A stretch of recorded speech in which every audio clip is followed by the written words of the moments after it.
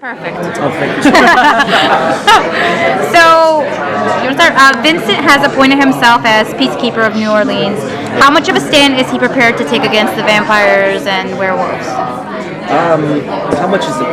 Well, that's an interesting question because I don't know that it's just him who's taking a stand. Here's what's going on. He's made good on a promise that he stated to Marcel at the end of season 3. I'm taking back the church. I'm turning it into a place where everybody's welcome, all the supernatural community. So what we have at the opening of season 4 is a place where everybody, whether they're werewolf, human, witch, or whatever I'm leaving out, as long as they care about New Orleans, they're cool, and we're all working towards that.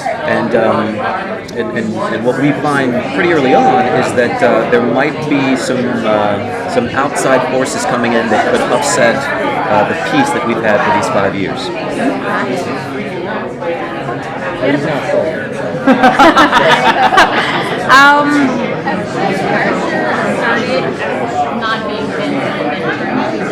Right.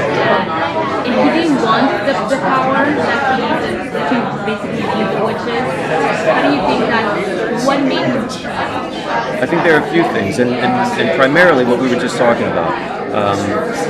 He loves his city. He wants to make sure it's protected. And though, I mean, you saw him shirk responsibility and have that huge job as regent on the Davina's shoulders, and maybe she wasn't 100% prepared to take it. So there's guilt with that, and just an evolution of a man who at this point knows what his calling is, and that's protecting his home. You mentioned about Davina. How's the loss of Davina and Cammy? I know it's 5 years later, but is that still kind of on Vincent's mind as he's protecting his city? Does he kind of look at them as like, this is the reason why I'm so adamant about what I'm doing? Certainly, yeah. And I mean, I think that those two are on everybody's mind. With the first episode, you'll see that everybody's still thinking about that loss to our community. I mean, that really was like that was what drove Marcel, I think, to really stand up and say, yeah, we gotta do something about this. That was episode 20, I think, of season 3.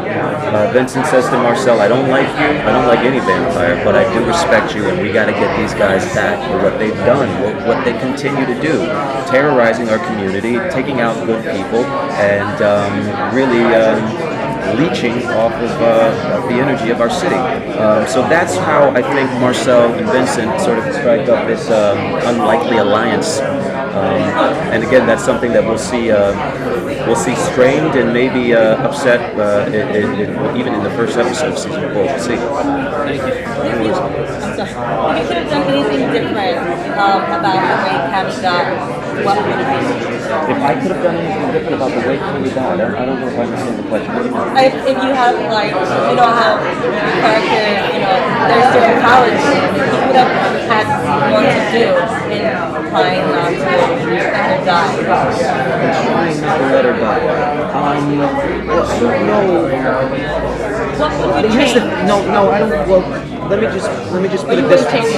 I don't know that he could change anything. You're saying this as if Vincent is somehow a savior for Cammy. And one thing that I respected about the way Leah Pipes played the role and the way it's been written is that she's a strong, independent force of her own. She makes her own decisions. So I don't know that. It's like standing in front of a freight train. When Cammy O'Donnell made a decision, she made the decision and she did what she wanted to do.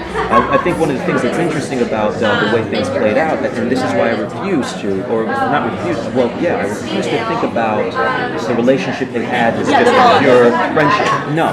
I always played it, and I always think about it, as for Vincent at least, as an unrequited love, like almost like a teenage crush where, you know, it might not be the best thing, but she wants it.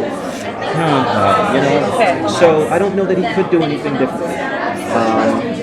Yeah, and I don't know that I don't know that it's his place to do anything. Yeah.